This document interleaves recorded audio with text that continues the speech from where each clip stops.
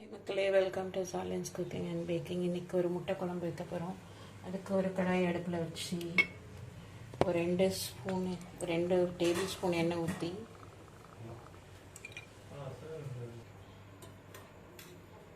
ஒரு ஸ்பூன் கடுகு போட்டு தாளிச்சிக்கலாம்.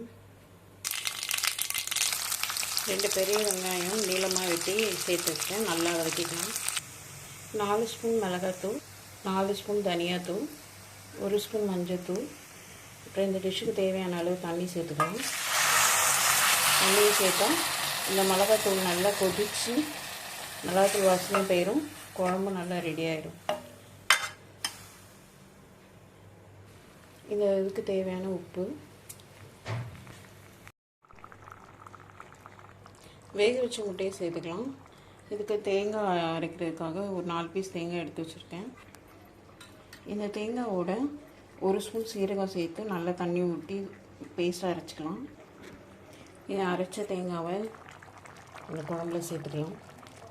இது எதுக்கெல்லாம் நல்லா இருக்கும்னா, இட்லி, தோசை, பூரிக்கு ரொம்ப டேஸ்ட் காம்பினேஷன் சூப்பராக இருக்கும்.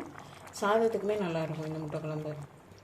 தேங்காய் ஊற்றி நல்லா கிண்டி விட்டு ஒரு கொதி வந்துச்சுன்னா ஆஃப் பண்ணிடலாம். உப்பு மட்டும் அட்ஜஸ்ட் பண்ணிடலாம்.